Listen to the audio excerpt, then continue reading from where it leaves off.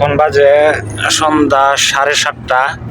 তো আমরা এখন আবার বর্ডারের কাছে আইসা পড়ছি, কাতার সৌদির বর্ডারের। এখন বর্ডার ক্রস করব।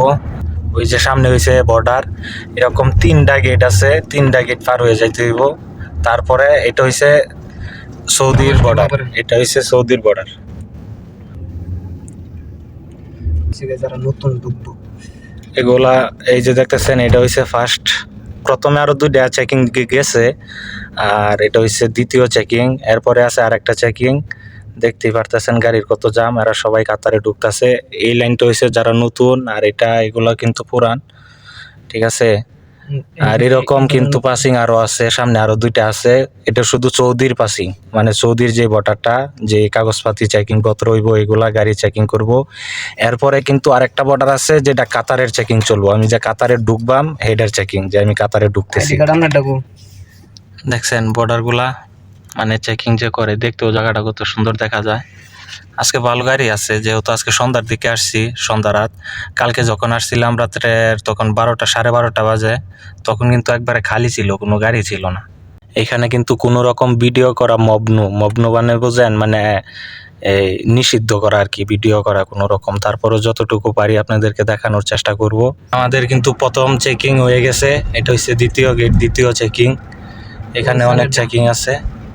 এই চেকিং পরে হইব বর্ডার আরেকটা, যেটা কাতারের জন্য। কাতার দেখেন গাড়ির কত পরিমাণ জাম এই জায়গায়, যে যতগুলা রেড লাইট দেখা যাইতেছে, এগুলা সবগুলা ইমিগ্রেশন, এগুলা সবগুলা বন্ধ।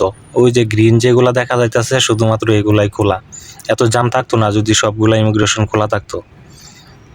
এটাই হচ্ছে সৌদির বর্ডারের লাস্ট চেকিং। এরপরে পড়বো কাতারের বর্ডারের চেকিং।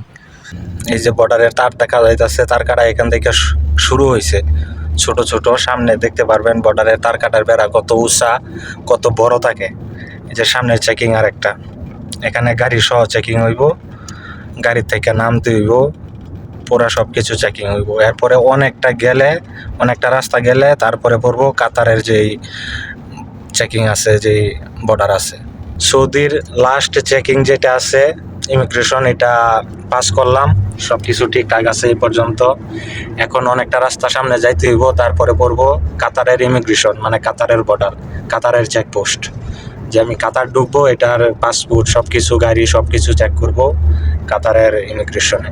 এই যে দেখেন গাড়ির অবস্থা, বর্ডারের সাইডে যত রকম এই সৌদি, কাতারের, কুয়েতের, ওমানের যত এই যে গাড়ির বহন করার গাড়ি, এক দেশ থেকে আরেক দেশে যে মালামাল সামান ইনপুট হইতেছে, ইনপুটের ব্যবসার গাড়ি সব, মানে এই যে রাস্তা সাইডে দাঁড়ানো।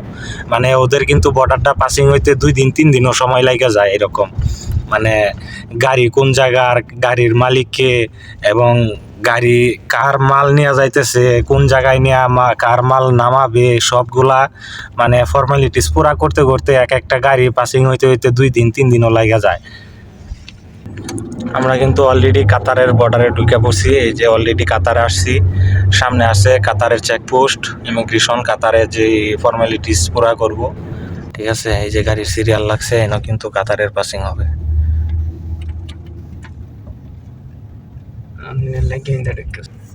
এটা হচ্ছে কাতারের লাস্ট কাউন্টার, কাতারে ঢোকার লাস্ট চেকিং এটা।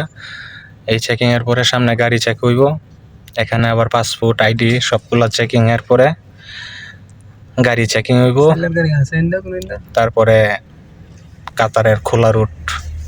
আলহামদুলিল্লাহ, এদিকে তেমন বেশি ঝামেলা নাই, গাড়ির জাম নাই, কারণ এদিকে সবগুলা কাউন্টার খোলা, সবগুলা কাউন্টারে কাজ করতেছে, এই জন্য এত জাম নাই। তো সব ফর্মালিটি শেষ, সামনে হালকা ছোট্ট একটা চেকিং আছে, তো এটাই শেষ।